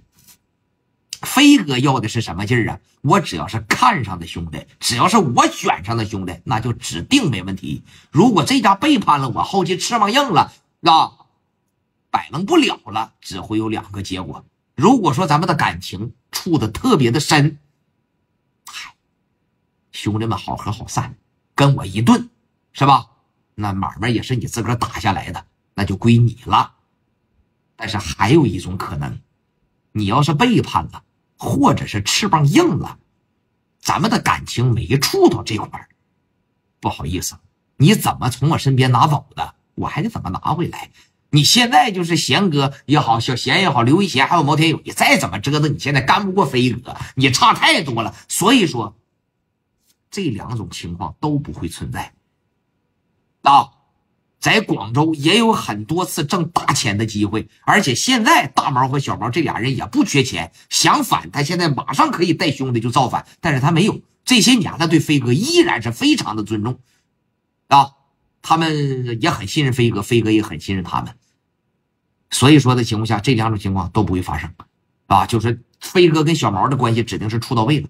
如果将来在长沙做大了不回来了，那你就不回来了，谁让你是我兄弟。但如果说关系处的不到位，不好意思，我得上长沙揍你去，你所有的买卖你还得给我拿过来，是吧？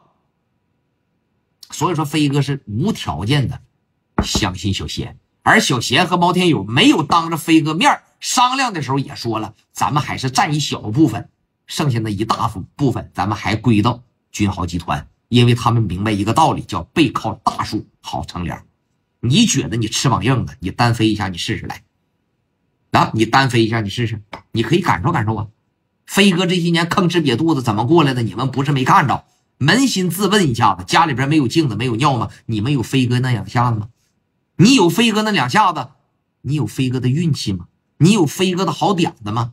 一个人想成就一番事业，必须得是气运财运同时都到的时候，你再打上天时地利人和，啪，这一个人出来了，缺一都不可。所以说他俩人的这种想法完全是为了咱们的大集团好，为了咱们的大家庭好，没有大家就没有咱的小家，是吧？一方面小贤包括大毛够忠诚，另一方面飞哥有格局。有的大哥是怎么的，你再忠诚，你跟我再好不行有起来那个苗头或者是将来一说我操飞你这兄弟小贤和大毛可有出现在这个长沙人自个儿整了一台，你这可好，他吃醋，他受不了。现实中有没有这种人，兄弟们？太多了太多了。你就拿互联网上这些个师徒来说我作为一个师傅，我一场营业额我能卖50万，眼瞅着徒弟一天能卖20-30万了，好了，流量给你停了，团队给你撤了先停播3天，反省反省，2天就给你打压下去，想起来不行不行，永远让你饿不着，但是你也撑不死，就是这样。跟飞哥在电话里边这一商量，当时呢说你看他现在已经满大街开始找你了可能说这短时间内你们就要刀兵相见，短时间内你们就得干。我现在要是带人过去恐怕是来不及了，哥没事你帮我找找关系，咱别的不用我觉得这个涛峰这小子够断了，但是绝对不是说大的登峰造极。咱们看看能不能有这种情况，在长沙这边联系联系市总公司，我现在和我大哥和毛天友过去就给他干了。其实说出这些话来的时候，飞哥也是虎躯一震你们再怎么的，你是你是湖南人是吧？但你都多年没回去了，你们在湖南没有根儿，你张罗你才能张罗多少兄弟你就带着10来个走，你就身上那点家伙事儿，人家作为当地的地头蛇驻地炮子，可能说随便一张罗就得40-50号人是吧？你行不行但是别人说飞哥可能不信，说不行，你哪怕是好好的在酒店里边，你先给我眯2天，你等我2天，等我到了咱一块儿干。你要别的兄弟，你要李大爷在这块儿，你脑子再好使不行你身边就他妈10多个，你可别跟人硬干，你硬干那个丸子也给你摘下来。但是小贤和大毛说出了这样的话，说哥你只需要在白道上给我找个人，剩下的我就给他干了。飞哥不会认为小毛在吹牛逼。小贤太鸡巴狠了，他太是个手子了。甚至说飞哥身边俩兄弟杨俊和小奥，咱别说照毛天友可能是差不多，你要论这种全面程度，你照着小毛差的还不是一星半点。小毛这个人是属于什么呢？胆大心细，而且他妈手还黑。他一整他就抹脖，他就给你是不是啊？他就给你割喉，这小手就这么黑。所以说他一动起手来，为什么你看这么个小个儿，妈1.7米都在这块上蹿下蹦的揍你，你不敢还手，你真就被他那个劲儿给你吓着了。这玩意儿就是血统压制，卤水点豆腐，一物降一物。小贤刘一贤是属于这种选手，甚至说跟飞哥商量的时候，大毛心里边也有数了。以后说咱们管理的这个现在这个小湖南帮，以后肯定是人家小贤当老大。大毛也没那么大的野心，甚至刚才兄弟一劝，大毛都想走了。哎，崩也崩了，打也打了，我跟你费这劲干啥？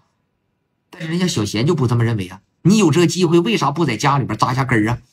你哪怕给他那个小魅惑夜总会是吧，不大不小，你先给他抢过来，以后咱来到湖南，飞哥来到湖南，咱最起码有个根据地不？有了一个小根据地，咱们再向四面发展，咱们再横向发展，咱们再遍地开花呀！你连个根据地也没有，以后每回来你就只能住酒店，永远没有一种归属感。所以说大毛天友现在也佩服小贤，他也不吃醋，因为胜利好的结果到最后一定是属于强者的。那至于现在为什么小贤叫大毛一声哥，可能就是年龄关系，可能就是小的时候大毛对小贤不错，就仅此而已。其他你这湖南帮，你现在这个小圈子里边，你也得说小贤比大毛要硬太多了，是思想也好啊，是格局也好，是段位也好，是这种全能型也好，兄弟们喜欢跟着什么人呢？喜欢跟着强者，带领咱们说走向巅峰的，能带领兄弟们越来越好的，而不是知足常乐的。你知足常乐，我操，是兄弟们一年，你现在这个年头，一年给他5000块钱，他也嘎嘎的。那时候万元户基本上都没有。但是小贤要是带领着，可能说兄弟们以后就得大秤分金，小秤分银，一个个都热血澎湃。但是这个时候，人家毛天友没有选择当那个扫兴的，干跟他搂。毛啊，哥，你说怎么干？哥配合你就完了。你看，你非得是这样的团队，你才能蒸蒸日上，才能越来越好。小毛要在家里边扎根儿，飞哥都没有吃醋，都不怕说将来反了。我操！你作为小贤的哥哥，你先坐不住了，不是怎么意思啊？毛啊，小贤，我还活着呢，有我大毛天友在这一天，什么时候轮着你指手画脚了？什么时候轮着你支持兄弟们了？人家没有。看着没，一个团队能成事一定要是一片和谐。我说的对，大家伙可以打个对，没毛病吧？你不和谐，白鸡巴飞。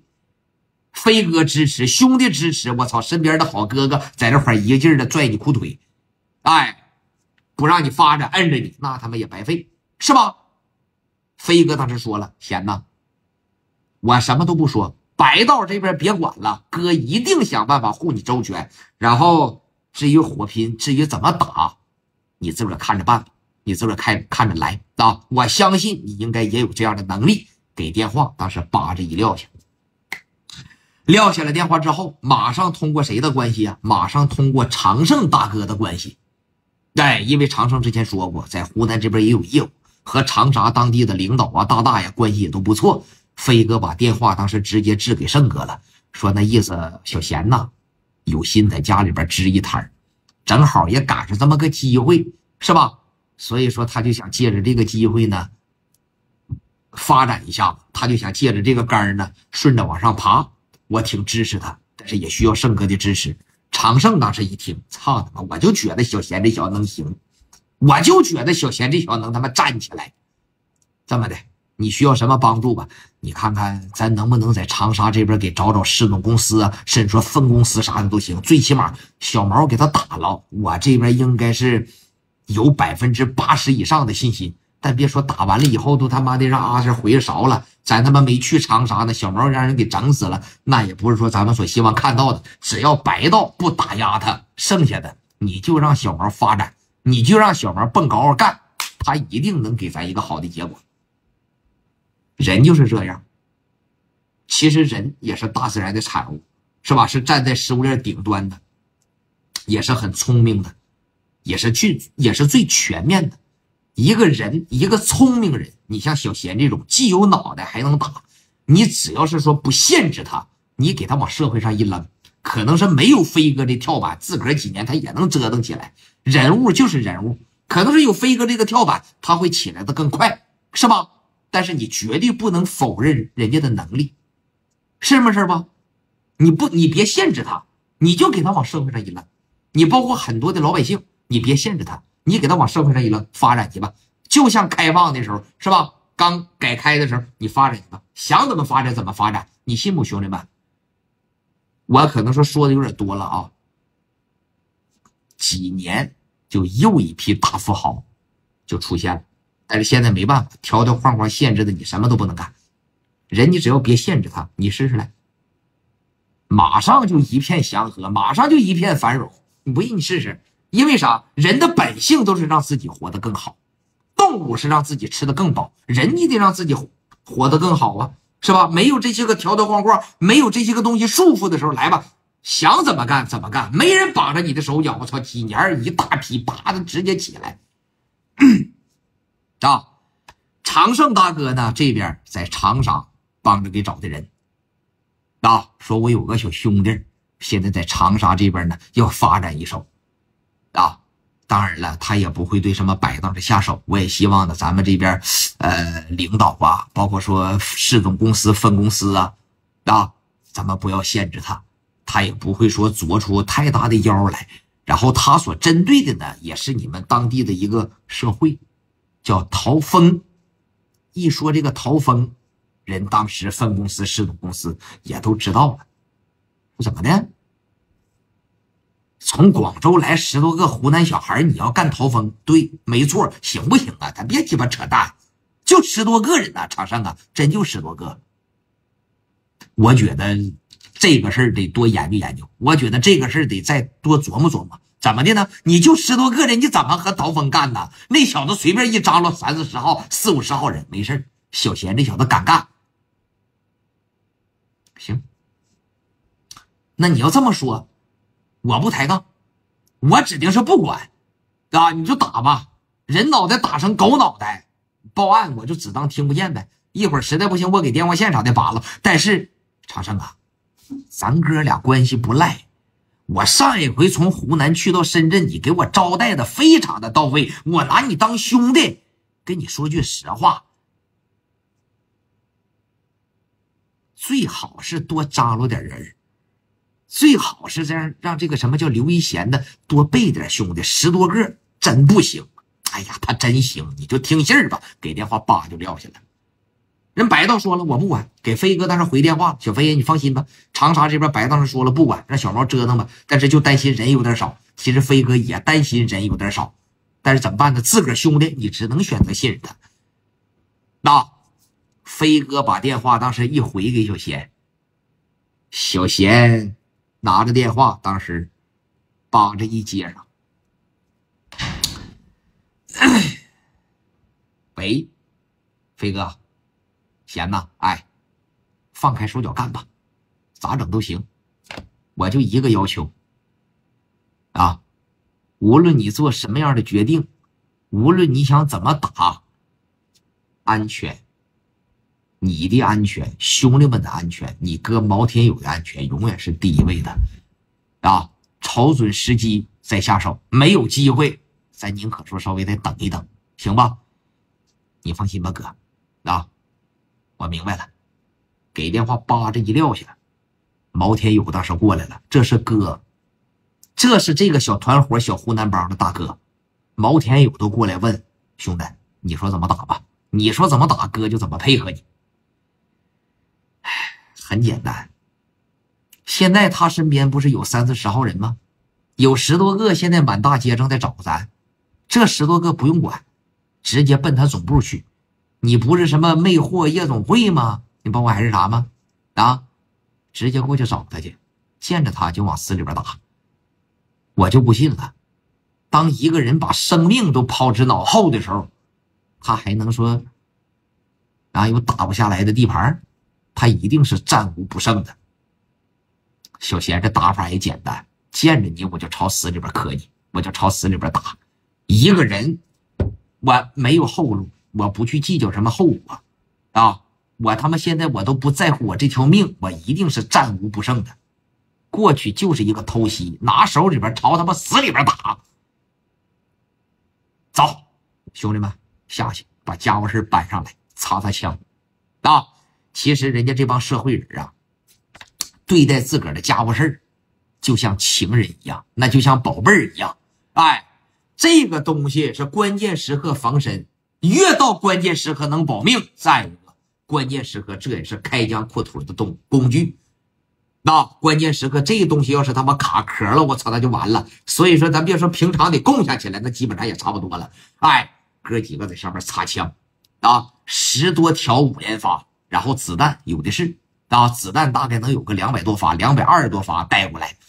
小家伙是一摆开，咔咔咔咔往里这一塞，啪这一合上，啪这一撸，每个人兜里边装上一把子弹。小贤当时说了，哥兄弟们，咱一共就2悠，我估摸着就差不多。第一悠就是朝人身上万死给我崩，如果说他们这边不来人，第2悠听着，把家伙事把子弹摁家伙事里边，先别着急打，等他个1分2分的。如果要是有人的情况下，把第2悠再打他们身上。如果要没人的情况下，我估摸着这个事基本上就算是成了。就2悠，第1悠我先给你打服，我先给你打怕。但毕竟这是你的地盘，你挨了崩，马上可能说从这附近源源不断得有人过来支援你的吧。你别一得劲儿，这他妈2梭子你全打他妈的陶峰身上了。你万一再来一伙，咱得留着第2悠打别人。如果要不来，这事基本上就差不多了。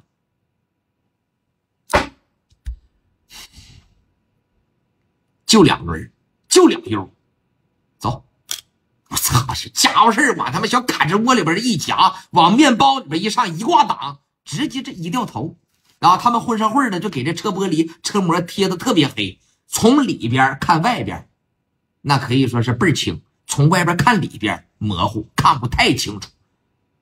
而此时呢，也到下午的5、6点钟了，太阳也要下山了，所以说这个节骨眼是他妈最好的时候。往前边往前开了大概能有个3、400米，往右一转往右一转，开了个2、300米，又往右一转，来到隔壁这条街上了。一个老大的牌子，霓虹灯牌刚亮起来，叫魅惑夜总会。魅力的魅，诱惑的惑，你就听这个名吧。这里边的宝贝儿肯定是他们少不了。把车呢往他这个魅惑夜总会门口的一停，其实兄弟们也挺紧张，但是更多的是一种刺激，更多的是一种兴奋。大毛天友当时手里边拿着家伙事儿，贤呐，操他妈，哥这他妈跟你在一块儿，真是心里边有底，舒服痛快。一会儿打的时候，咱哥俩就是前后照应了点还是之前的打法就行。哥，你听着，一定不要有过多的心理压力，平常怎么打咱就怎么打，没有说过多的计划，打快仗，就说干就干。给飞哥汇报完，一直到这地方来打他，连他妈1个小时都没有。你有什么时间合计啊？你有什么时间寻思啊？为什么说现在来？最起码你30、40号人，有10多个在外边正找咱们呢。也就是说，你楼上最多也就有个20、30号人吧。不用合计，平常怎么打，今天就怎么打，放平心态，自由发挥，这是最主要的，是吧？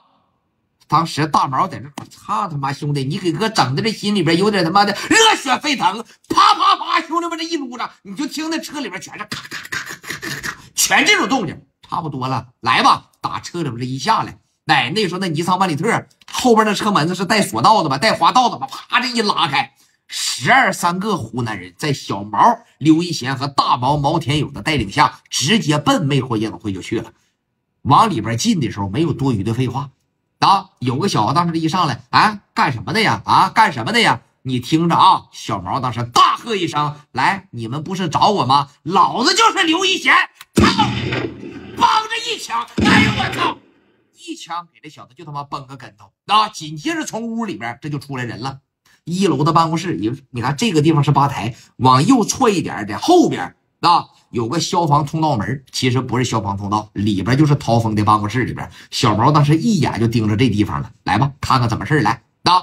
听着外边，梆响枪了，这小子被崩倒在地了之后啊，峰啊，他妈这帮人来了！这一说来了，小贤他们这帮人啊，就瞄着门口，听着就一悠啊，给打的出不来门，这算是前半悠，后半悠推门进去，朝着人身上就给我崩。你看，当时呢，在这个办公室里边的一听，什么来了？谁他妈来了？他他妈还没反应过来呢。哎，你等说反应过来的时候，赶紧的来，快，看怎么事哎，咱讲的时候有点慢，其实真正就是千钧一发的时刻。外边一说来了，来了，什么来了？快，就这种节奏，待会儿知道吧？有6、7个当时扒着一开门，操你妈，谁呀？上这块来闹事来了？当时你就听着刘一贤这一个字打，他们可不朝着门上打，原来就是朝门上打，给你吓唬回去。哎，打的你不敢出来了为止，直接要不然就怎么的，给你往屋里边扔他妈香瓜蛋子吓唬你。但这一回可不是吓唬，6、7个人给这小对开门的门把，这一开开，谁呀？他妈在这块闹事儿啊？你看小贤这边就一个字打，朝身上崩。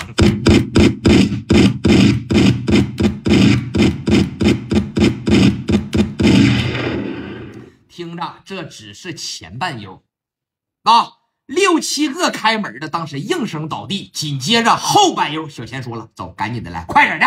一看门口这6、7个给打倒了，屋里边你不用寻思，肯定我操，赶紧的，兄弟们拿家伙事你是从保险柜里边拿，你是从沙发缝里边往外拽，你是从暖气片里边往外拽，你是从床底下往外拿。总而言之一句话，你需要时间不？没有个10秒、20秒的，你想给他家伙事伺候上，这绝对是不行。所以说这后半悠打的就是个时间长，往里进，快点的往里进来。小贤当时一把当先，噌就上去了，给人本子当时这一开开，陶峰啊，谁？操！梆这一枪，谁答应我崩谁，谁答应我打谁。陶峰当时也懵逼了啊，他当时快点的，他妈给我家伙事啊！这帮兄弟们在屋里边真找呢，等会儿来，我操，6、7个你就看着倒你跟前了，你不得赶紧拿家伙事吗？啊，晚了，懵逼了，陶峰啊，谁？一枪给陶峰就定这儿了。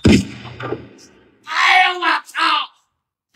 那后边的啊，有的往窗台上是吧？谁这窗台下边有家伙事啊？你还是枕头底下有家伙事，你还是床底下有家伙事。反正一进到他这个办公室里边，人员很分散，但是没有一个反应过来的啊，家伙事全没掏出来呢。那进到屋里边，就是看这边在窗台那边，朝后背上梆就一枪啊，有的在这块撅着屁股，眼瞅着从床底下就要把那个家伙事给蹬出来。小贤子一瞅，在这块撅着腚子，朝屁股蛋上连懒子一块打，连屁股蛋子带腚钩子连懒一块打，一枪给这小子撂平的啊！办公桌上好不容易说拿出来几把家伙事是从抽屉里边蹬出来的呀，还是说在这个办公桌底下他刚这边刚这边给这家伙事的一蹬出来，没顾上撸呢，小贤往前边啊！哎呀我操！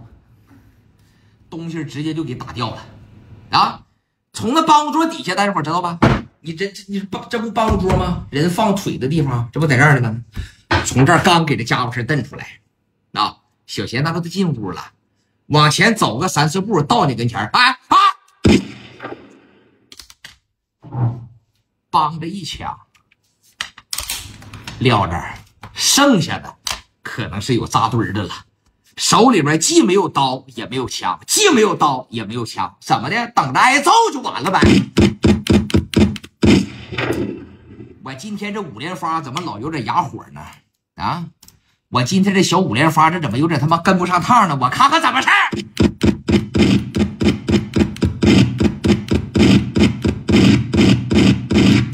操！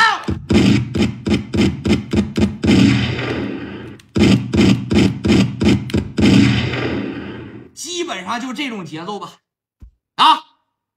来，准备第2悠。这一说第2悠，陶峰都绝望了。每个人兜里边还有一把子弹呢。啊，扒着一掰开，1、2、3、4、5，啪，咔嚓这一撸上，不动弹了，在这块等着。我看你还来人不？来，肯定也不是白道上的，因为提前打好招呼了，是吧？因为已经提前打好招呼了，所以说整个屋里边这帮人现在在这块全是这个。哎呦我操！哎呀人呢？人呢？人呢？哎呦我操！果不其然，跟小毛刘一贤分析的基本上大差不差。在外边负责找他们的这10多个回来了，大老远就听着自个公司里边就叮当叮当叮当叮当，这就干起来了。怎么回事来？骑着摩托，把摩托往这块的一停，一看门口停了好几台车啊！什么动静啊？什么动静？从那个摩托后备箱里边给砍刀拎出来了。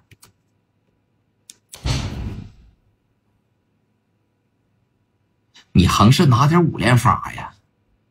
屋里的不行，你最起码咱说实话是吧？小贤他们一共就10多个，你也10多个，你要是有5连发，你这玩意怼小贤屁股蛋子，你给他2枪，是吧？没有，砍刀。你说你是大社会呀，你说你是小社会呀？你是啊？你但凡现在能瞪出来10多个5连发，谁他妈跟我疯哥俩？就他妈你们的，来关门子打他来！你要是真有小贤这个战斗力，怼屁啊，那你崩他一气。说实话，小贤他们还真够呛能受得了，但不好意思，一你不是小贤，第二你没那个家伙事儿。拎着砍刀冲进来的时候，我操，那个英姿飒爽啊！就那个风度翩翩，那简直就是什么呢？那简直就是港片里边演的英雄本色，提马直接这就进来了啊！架着刀啪着一进来，谁就这劲儿，俩眼睛瞪的那好比就像那统领，谁提马架刀就进来了，谁这手得谁就像这似的。小贤这一回头，哎我操！啊，横刀立马啊，提马画刀，我嘴瓢了，干着啥呢？我上班呢，别打扰我啊！操！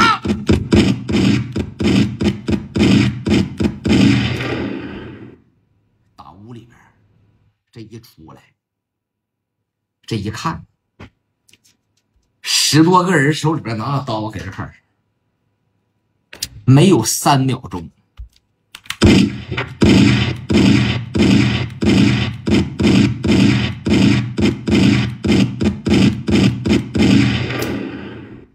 全打倒了，知道因为什么吗？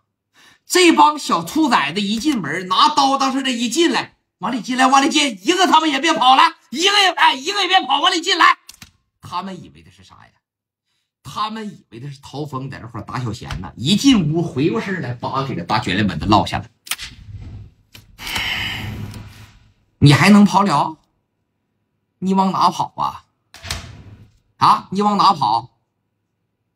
全给崩倒了，没了吧？来吧，家伙事一掰开，每个人身上还有个3下子2下子的，叭叭叭叭往前面，哎，往这里边这一整，咔这一合上，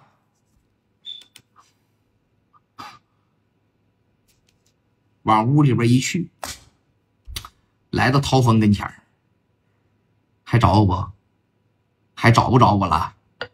啊，还找不着我了？哥，贤，你把门开开来啊！你把门开开，看小贤啊！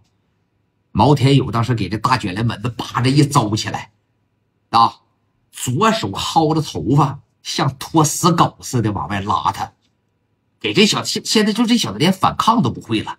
他知道一个问题，什么问题？就是反抗是要挨打的，反抗是要挨揍的。也就是这边薅着头发往外拽，你俩小腿在这块可能说挣的，是吧？俩小腿在这块挣的，给拉到街上干啥呀？扬名立万。你知不知道当年在这条街上多少人看着小贤在这块打陶峰啊？像拖死狗似的，一拖出来往当街里边这一扔啊！你们听着，我叫刘一贤我老家就是湖南的，这些年呢一直在广州这边发展啊。但是我看着家里边市场现在也不错，来这么的，我刘一贤就带了10多个人从广州回到湖南啊，有和陶峰好的，有和那个什么村好的，想给他们报仇的，就现在立刻马上就朝我使劲来，就朝我来。如果要是没有，以后就是兄弟啊，见着我以后呢对我尊重点，我呢也给大家伙一口饭吃。哎，我不说为难你们啊，如果今天没有说敢上来跟我俩整的，没有说敢上来跟我干的，日后要是背地里边捅刀子，不好意思，被我抓着了以后，下场就跟今天的陶峰一样。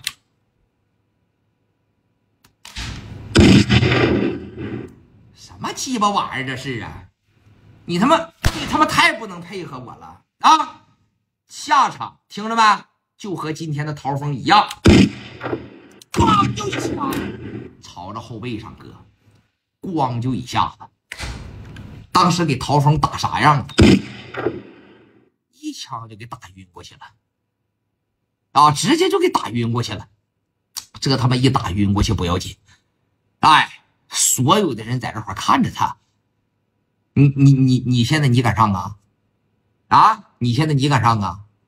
可能说你和这个陶峰平常关系也挺好，他在这块开个夜总会，你没事的也总上他这玩去，在这块看热闹的恨不得得几百人发生枪战，多少人在这块看，大大小小社会全来了，你敢上啊？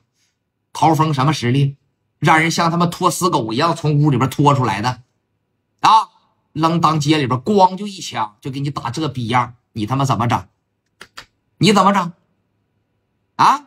你啥招没有，你只能是干挺了。大家伙都没意见是吧？啊，是不是都没意见呢？没意见没关系，以后谁也别背地里边捅刀子。今天这事咱就这样啊，以后魅惑夜总会不行他干了，我给你3天时间把这个夜总会给我倒出来，听着没？以后魅惑夜总会也不对外营业，算我的一个私人小会所，没毛病吧？说话。